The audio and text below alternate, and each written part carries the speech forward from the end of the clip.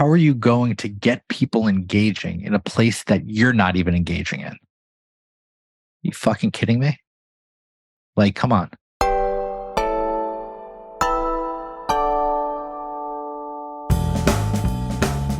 All right, team, we've got a bit of a different one for you today. We have a salesperson, or more specifically, an ex-salesperson turned co-founder and marketer. We have Jared Robin, who's the co-founder of RevGenius, what I believe to be one of the biggest and maybe best community of revenue professionals on the internet. We discuss Jared's background in sales. He has some advice for any aspiring salespeople out there. And then we talk about how he's built RevGenius, and specifically around a concept called community-led growth, which is something that I think more B2B marketers should be thinking about right now. So let's jump into that conversation with Jared.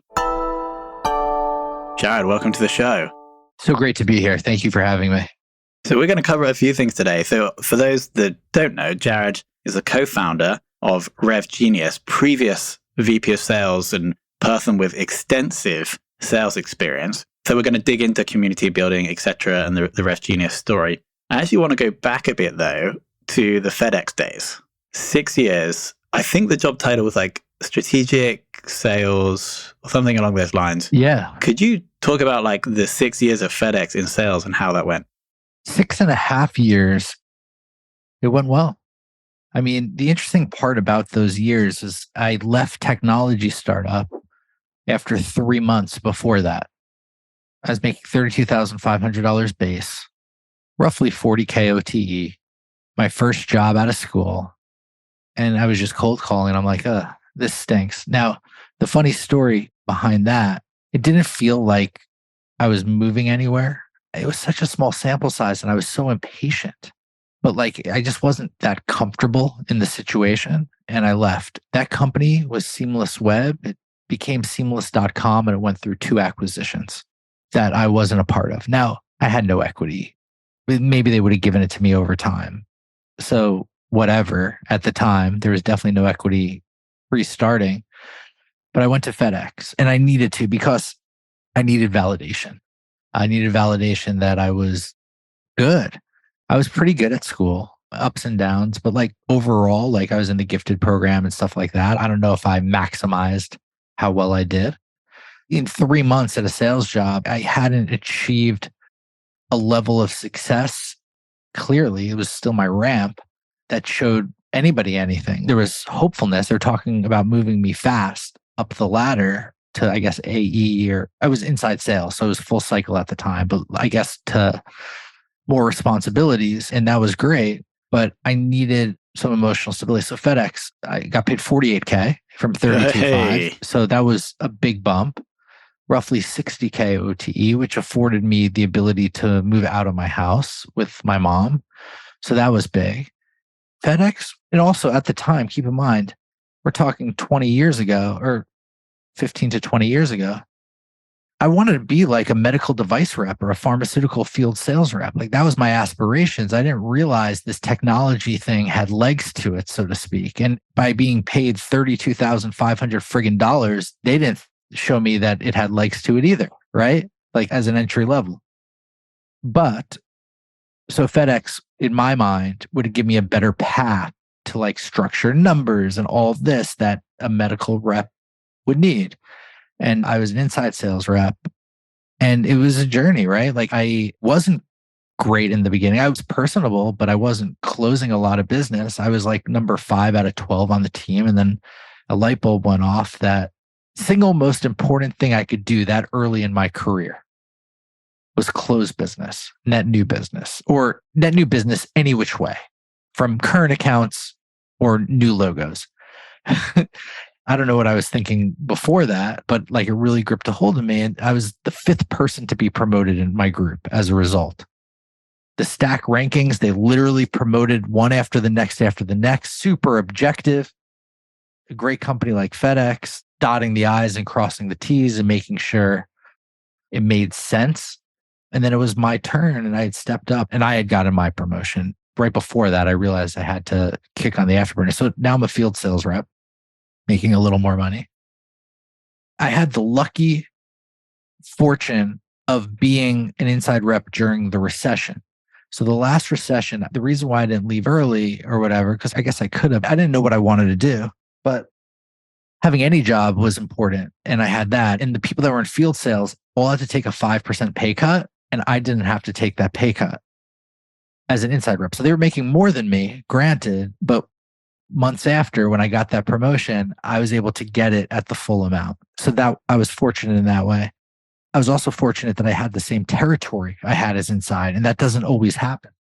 I knew the territory well, and I made President's Club #1 out of 500, and that was great. And I got promoted. I think strategic rep just meant I handled the biggest accounts on the team. I got the senior stuff, all of that.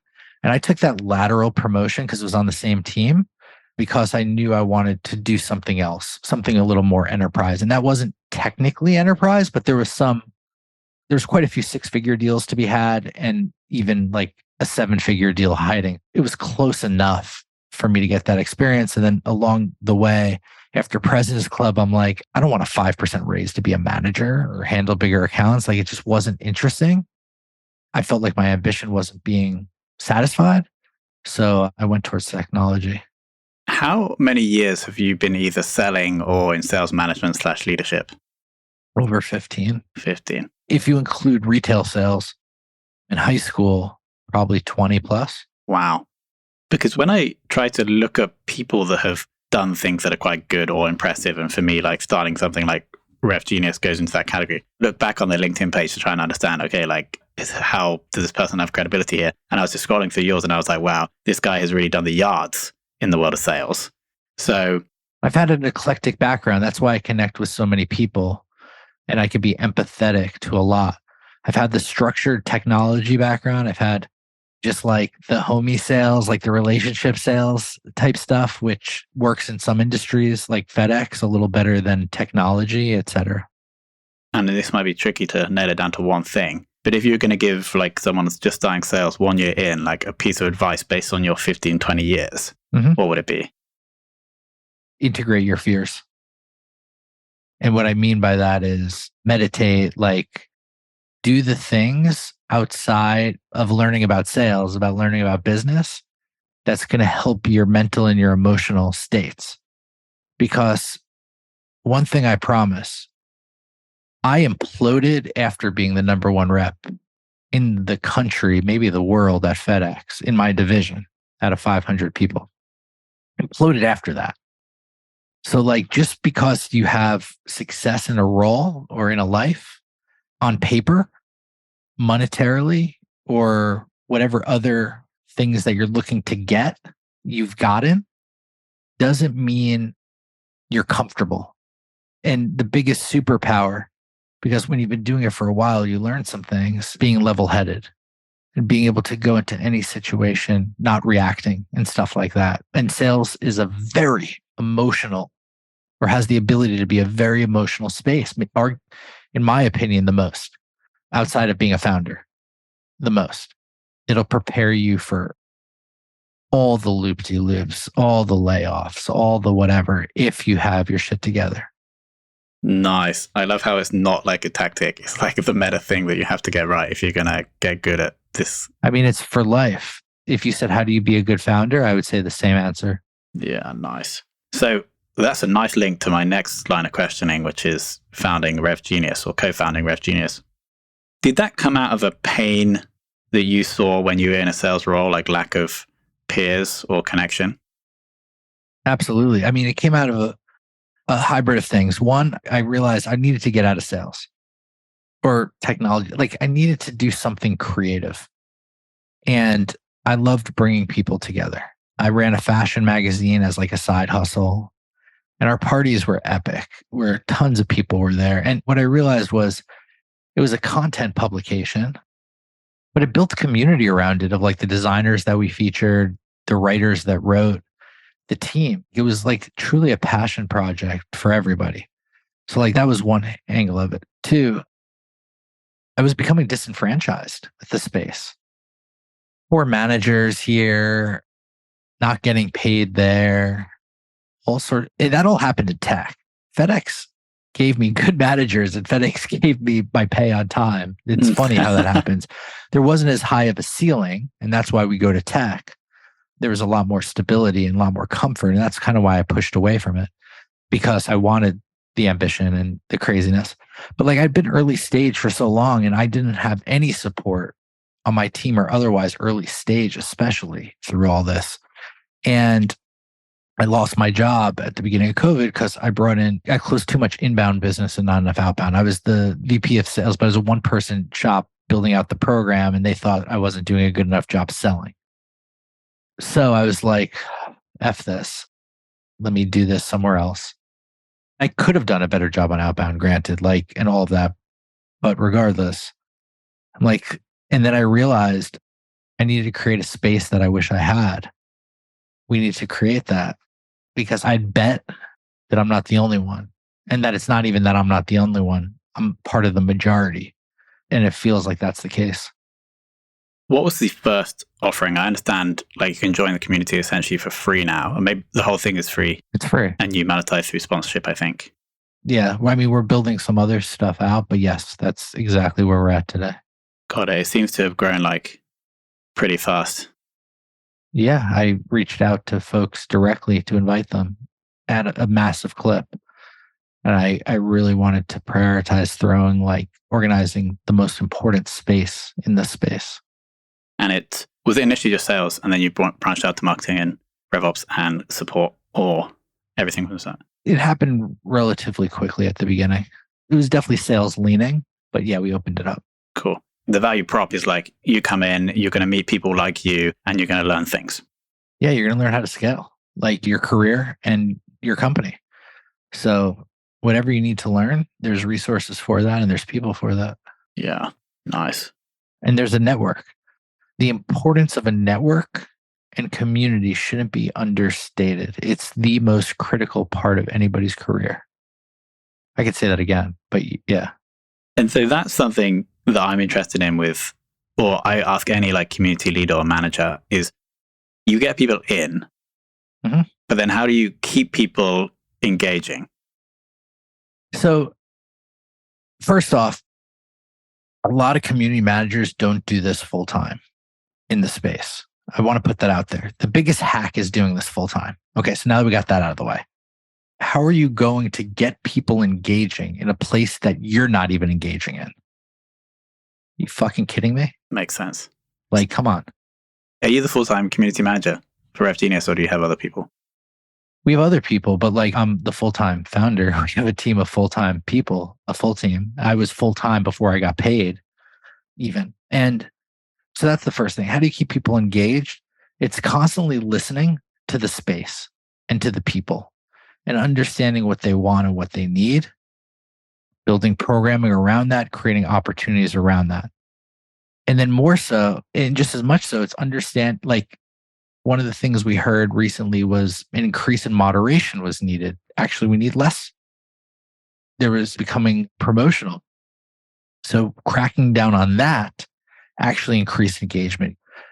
We have a really cool energy and a really cool vibe and a really cool engaged community that if engagement drops, sometimes it's because of people that are bad actors. It's not because of anything else. And so that's interesting.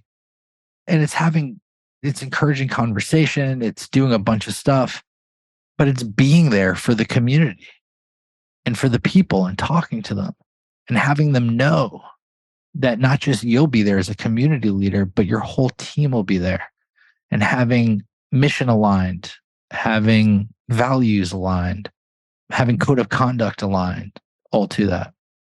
Do you guys have to do anything to increase growth? I assume we get members putting the employment on their LinkedIn profile, people telling, because it's a very obvious one. I mean, we could grow at a faster clip. Yeah. How? The secret sauce, reach out to people and ask them to join. Got it. That's it. Are you a member of our community yet, Tom? I am going to be after this. Jeez. I actually initially thought it was going to be pay to enter, but then I was researching for this interview and I saw that it wasn't. And I was like, okay, I should definitely join. Why don't you join right now? See, this is how you do it. Okay, let's do it. You reach out. Everybody wants to join. Just ask them. Got it. Yeah, I guess you can do that because it's such a no-brainer offer, right? Because They don't have to pay anything. They have to give a bit of their time. If they had to pay, it would be the best offer of your life. All right, I'm joining right now. There's so many people that have gotten jobs that have gotten tens of thousands, if not hundreds of thousands of dollars of value. Like your opportunity cost for not hitting sign up is way more than it's like ridiculous. And I guess fortunate, just from a business point of view, like having the attention of these types of people is also very valuable for recruiters and sponsors, because these people, like if they get recruited, they have big salaries. And then also if they buy any software, that's also going to be like significantly valuable. So I think it makes sense. Well, it seems like the business makes sense. That's probably why you're still doing it. Yeah. I mean, there's a tight rope you have to walk to not just take money to take money, and to be conscious of the value it adds to the community and the benefit that community members will get out of a certain partnership. That's critical.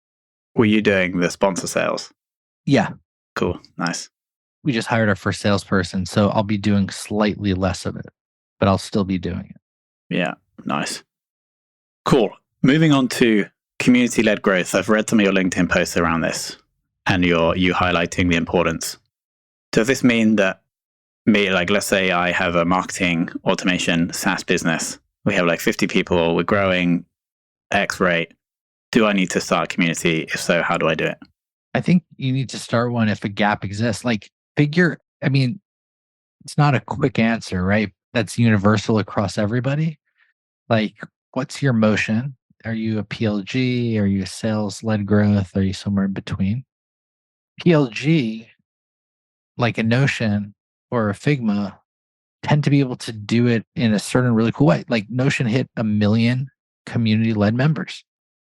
Like this month, like last week or 2 weeks ago, Jan 18. Does that mean users, or do they like they have a separate community for Notion people? Separate community. Like, yeah, I believe they're all users. I don't know if they're all paying for Notion, but they're all using Notion. They're creating value within the product. They're helping people create templates, create businesses, all of that. So like, there's one thing there. Now you have for like more sales-led community. So you could get people in the product in your community if you have a PLG community, right? Like first and foremost, that's kind of cool. People suggesting or sharing templates for Airtables, like they do that.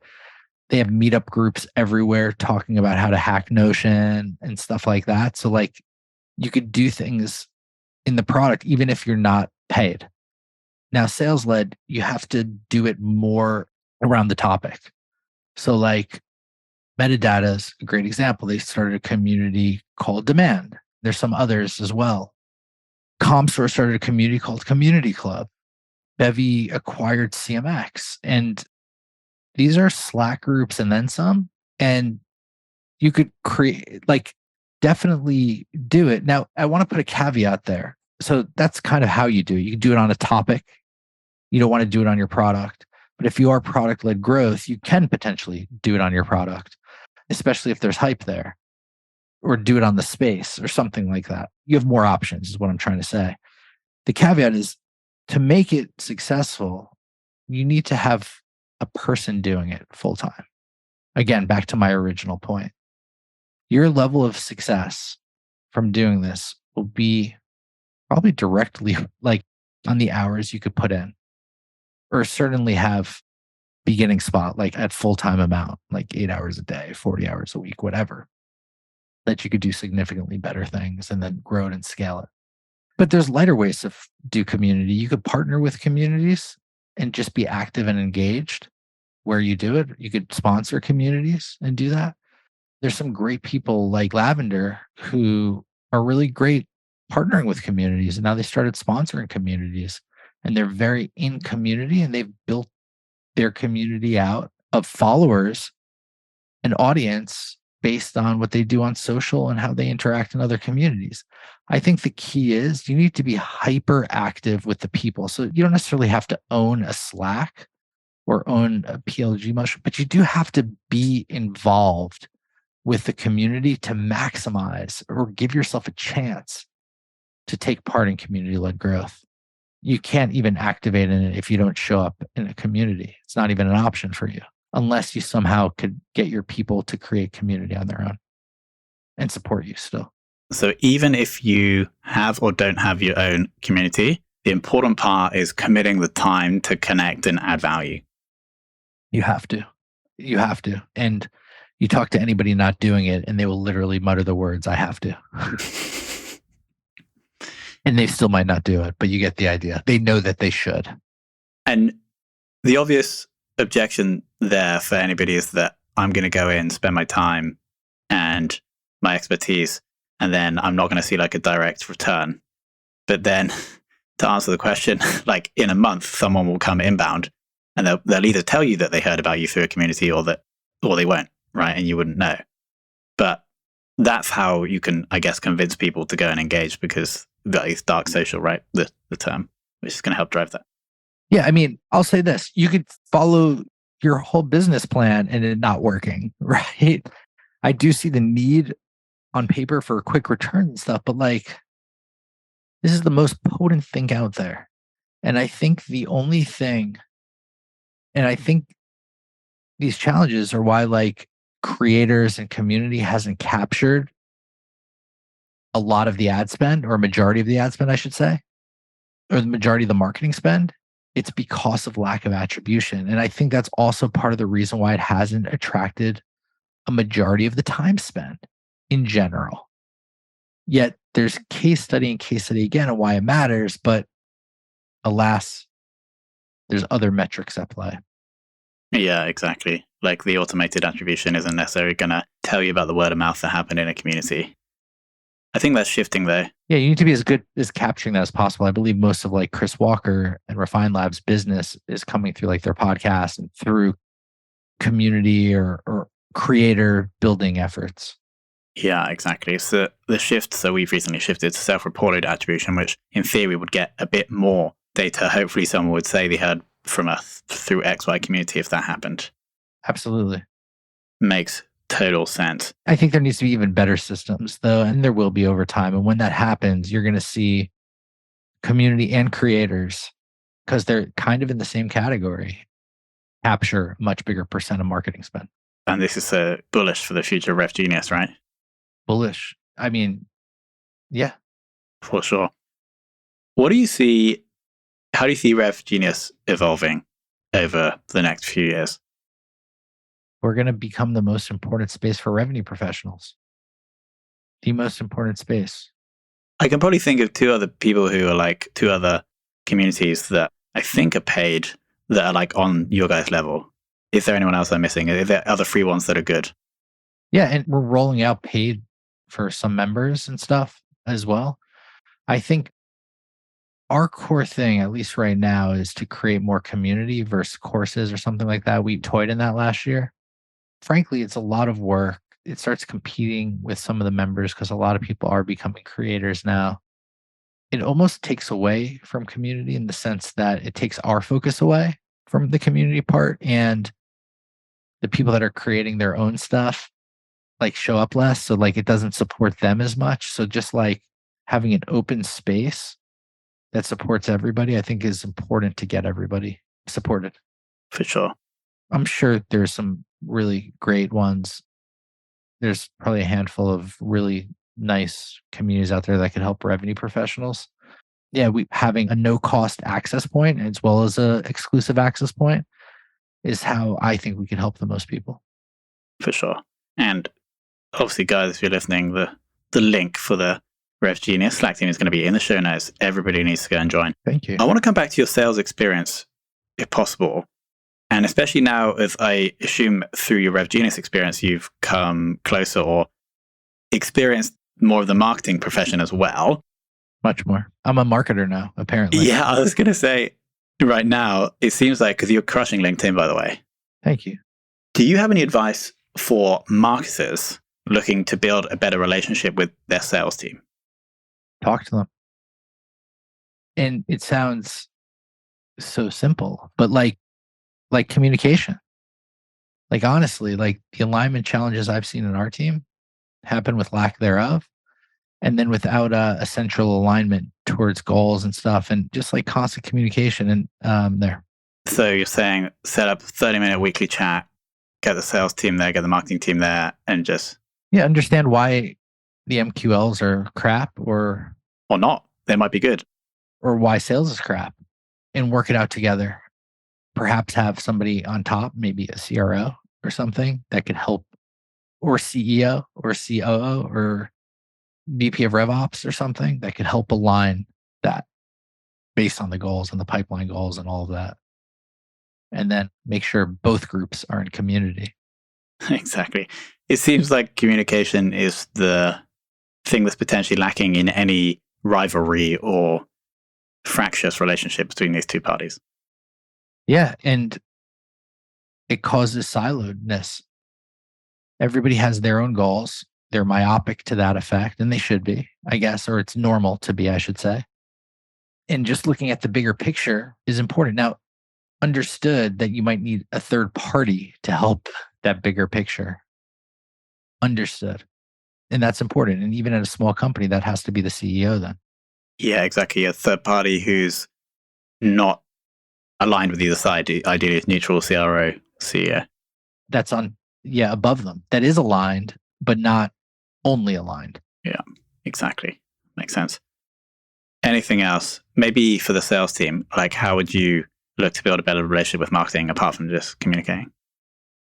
Yeah, I mean, communicating to understand. Like, if something is not working, like if you're following the processes and like the part that's connected with marketing isn't working, speak to your higher ups and let them know if you're an individual contributor and if you're a manager as well. Like, you just have to let somebody know like what's going on and why, and test new things like as a unit that could potentially help. Makes total sense. All right, Jared, thank you for coming on. We're going to link to your LinkedIn. Yeah. Because I suggest people go follow content on community-led growth, content on sales. Obviously, we're going to link to the RevGenius Slack link. Everybody should. Absolute no-brainer. Anything else we should link in the show notes? Geez, that's great. I mean, my LinkedIn, connect with me directly. I want to hear from everybody and I want to help as many people as I can. For sure. Have better, more level-headed, chill lives. Yeah, actually, the LinkedIn post I think I enjoyed the most, maybe your most engaged as well, was the one on meditation. Yeah, people were asking me because I just kept dropping it and I just wrote out, this is how you do it. Is that what you're referring to? Like the step-by-step guide? Yeah, I think like thousands of likes. Well, happy to help. Amazing. So yeah, Jared, I want to thank you for, it was great because I don't typically have sales or people with like serious sales experience on the show. So it's great to get more of that insight. And then obviously community is definitely an opportunity for any B2B marketers listening. So I want to thank you for coming on and sharing your wisdom so honestly.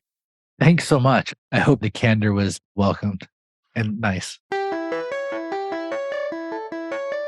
All right, team. Thank you so much for listening. Thank you to Jared for that very present discussion of sales, community-led growth, etc. If you guys, of course, want to check out RevGenius, those links will be below. Jared's LinkedIn will be below. Connect with him, message him. He wants you to. And of course, I want to thank you guys so much for listening. If you have any feedback about the show, either just connect with me on LinkedIn and give me the feedback, or leave that in the form of a rating and review on Apple Podcasts, or if you're on Spotify, just follow. Some geographies can rate there as well. That would be awesome. And of course, thank you for listening.